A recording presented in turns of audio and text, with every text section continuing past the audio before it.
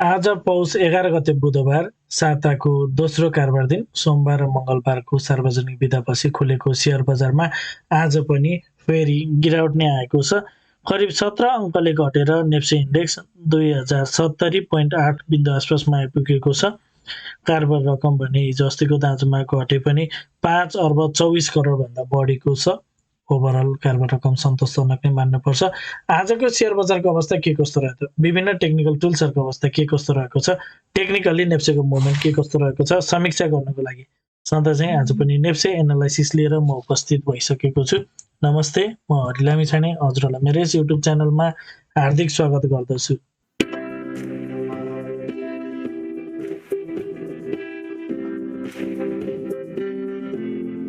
यस YouTube channel मार्फत मैले share बजारसँग सम्बन्धित विभिन्न किसिमका भिडियोहरू लिएर आउने भएको हुनाले यदि हजुरहरूले अहिलेसम्म पनि मेरो च्यानल सब्स्क्राइब गर्नुभएको छैन भने कृपया च्यानल सब्स्क्राइब गरिदिनु होला र भिडियो पुरा हेर्नुभयो भने हजुरहरूले मैले भन्न खोजेको कुरा सबै सजिलैसँग बुझ्न सक्नुहुनेछ। शेयर बजार अत्यन्त जोखिमको क्षेत्र भएको हुनाले लगानीकर्ता स्वयंले गहन अध्ययन र अनुसन्धान गरेर मात्र आफ्नो कदमहरू चाल्नको लागि उचित हुन्छ। यो भिडियो नितान्त इन्फर्मेटिभ तथा एजुकेसनल पर्पजले तयार गरिएको हुँदा यस भिडियोको आधारमा आफ्नो ट्रेडिङ स्ट्र्याटेजी नबनाउनको लागि हार्दिक अनुरोध गर्दछु। स्क्रिनमा नेप्सेको प्राइस चार्ट देख्न सकिन्छ। आज पनि नेप्सेमा एउटा बियरिश क्यान्डल नै बनेको छ। करिब 15-16 अङ्क 17-18 अङ्कले नेप्से घटेको छ र आज बजार सुरुवाती चरणमा केही माथि गयो, केही तल गएको बजार अन्तिममा पनि बढेर नै केही तलबाट सुधार भएर बन्द भएको छ।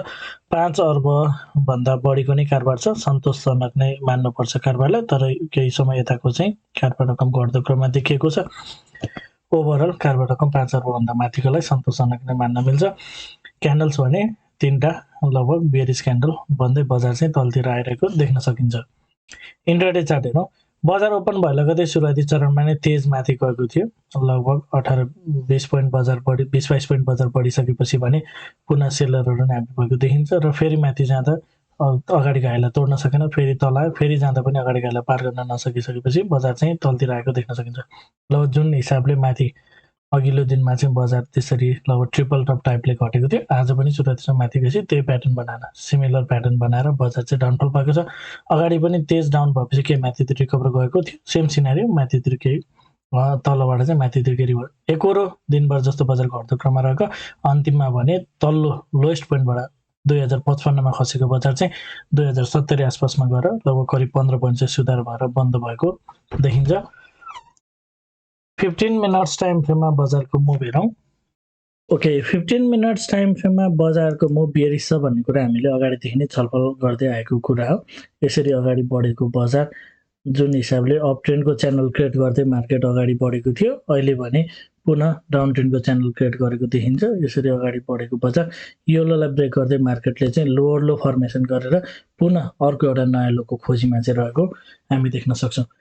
योलो अझै पनि कन्फर्म भइसकेको छैन, मार्केट अझै पनि लोवर लोको खोजीमा रहेको छ र एउटा टप लगाइसकेपछि चाहिँ डाउन ट्रेन्डको च्यानल भएको हुनाले 15 मिनट्स टाइम फ्रेममा मार्केट क्लियर बियरिश छ र मार्केट चाहिँ तलतिर गइरहेको ओह्रालो यात्रामा रहेको प्रष्ट रूपमा हामी देख्न सक्छौँ।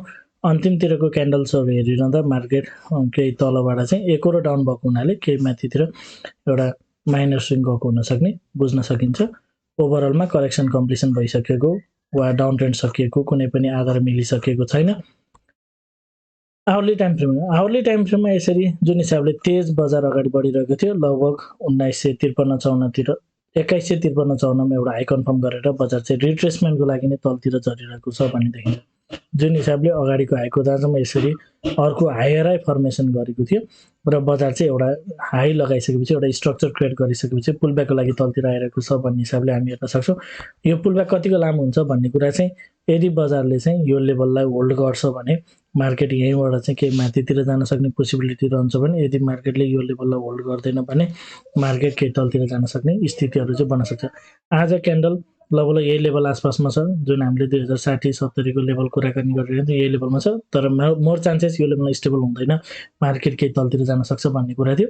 र अन्तिमको क्यान्डल जुन बनेको छ आज, यो क्यान्डल हेर्दा चाहिँ मार्केट अलिकति केही माथितिर जान सक्छ कि भन्ने खालको, केही माइनर भए पनि अप्सविङ दिन्छ कि भन्ने खालको अन्तिममा बनेको एउटा राम्रो क्यान्डल स्टिक बनेको छ, जसले गर्दाखेरि मार्केट केही माइनर अप्सविङ दिए पनि अल्टिमेटली चाहिँ डाउन ट्रेन्ड कन्टिन्यू नै छ। यो टप लगाइसकेपछि मार्केट घट्दो क्रममा देखिन्छ, रिभर्सलको इन्डिकेसन छैन। अन्तिम क्यान्डलले केही पोजिटिभ इन्डिकेट गरे पनि ओभरअल डाउन ट्रेन्ड करेक्सनको फेजमा नै मार्केट रहेको देखिन्छ। Hourly time daily time frame हेरौँ। डेली टाइम फ्रेममा मार्केटले चाहिँ आफ्नो टार्गेट हिट गरिसक्यो, जुन हिसाबले तलबाट चाहिँ माथितिर गएको थियो। टार्गेट 2150 देखि 2250 सम्म हुन सक्छ भन्ने कुरा थियो। मार्केटले चाहिँ यो टार्गेट हिट गरिसकेको छ र एउटा टार्गेट हिट गरेर चाहिँ मार्केट तलतिर गइरहेको छ। तल जाने क्रममा मार्केटले 3टा बेयरिश क्यान्डल फर्मेसन गरिसकेको छ। हिजो अगाडि बनेको क्यान्डलले मार्केट केही तलतिर जान सक्छ भन्ने कुरा थियो र आज मार्केट केही माथि गयो, सुरुवाती चरण केही माथि गए पनि तलतिर गएर नै बन्द गरेको छ। आजको क्यान्डलले पनि मार्केट डाउन ट्रेन्ड नै कन्टिन्यू गर्छ। 3 ब्ल्याक क्रोजको रूपमा पनि यसलाई लिने गरिन्छ।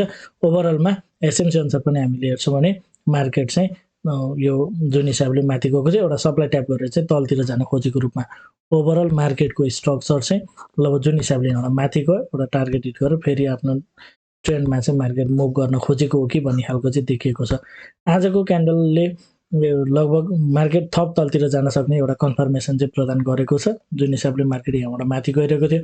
जुन सुरुमा बनेको बेरिश क्यान्डल छ, लगभग यो भनेको अगाडिको क्यान्डललाई कम्प्लिटली इन्गल्फ गरेको हुनाले बेरिश इन्गल्फिङ क्यान्डल छ। अगाडिको त्योभन्दा सेकेन्ड क्यान्डलले यो क्यान्डललाई भ्यालिड बनाएको छ भने आजको क्यान्डलले चाहिँ पुनः केही माथि जाने प्रयास गरे पनि लगभग यही बेरिश मारुबुची क्यान्डललाई नै मिटिगेट गरेर तलतिर झरेको छ। यसले चाहिँ मार्केट थप केही तलतिर जान सक्ने आधार चाहिँ तयार गरेको छ। अहिले तत्कालको लागि मार्केट डेली टाइम फ्रेम हेर्दा पनि आफ्नो टार्गेट हिट गरेर चाहिँ एउटा करेक्सन अथवा डाउन ट्रेन्डको फेजमा रहेको तलतिरको यात्रामा रहेको हामी बुझ्न सक्छौँ। यदि हजुरहरू मसँग स्मार्ट मनी कन्सेप्ट गर्न चाहनुहुन्छ भने भेरी एडभान्स लेभलको टेक्निकल एनालाइसिसको कोर्स गर्न चाहनुहुन्छ भने कृपया स्क्रिनमा देखाएको नम्बरमा सम्पर्क गर्नुहोला। साथै यदि हजुरहरू मेरो सल्लाहमा सेयर खरिद बिक्री गर्न चाहनुहुन्छ एज अ एडभाइजरको रूपमा पनि मलाई लिन चाहनुहुन्छ भने यही नम्बरमा सम्पर्क गर्न सक्नुहुनेछ। 9863805867 यो नम्बरमा हजुरले कल, मेसेज अथवा वाट्सएप गर्न सक्नुहुनेछ। कन्क्लुजनमा भन्नुपर्दा डेली टाइम फ्रेममा बाट हामीले कन्क्लुजन लिन सक्छौँ। मार्केटले चाहिँ आफ्नो टार्गेट हिट गरेर तलतिरको यात्रा गरेको छ।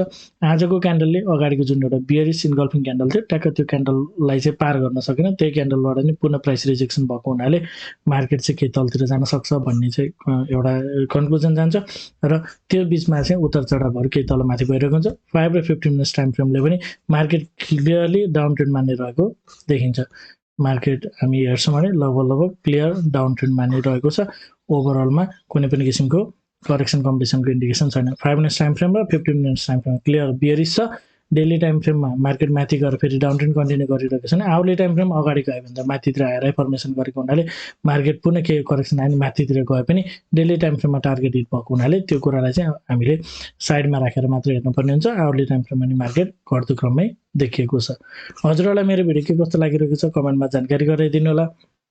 भिडियो मन परेको छ, उपयोगी भइरहेको छ, भिडियोले हजुरहरूलाई केही सहयोग पुर्याइरहेको छ भने भिडियोमा एक लाइक भने अवश्य गरिदिनु होला। साथै च्यानलमा नयाँ हुनुहुन्छ, पहिलोपटक हेर्दै हुनुहुन्छ अथवा अहिलेसम्म पनि च्यानल सब्सक्राइब गर्नुभएको छैन भने च्यानल सब्सक्राइब गरिदिनु होला भन्न चाहन्छु। हवस् त, धन्यवाद, नमस्ते।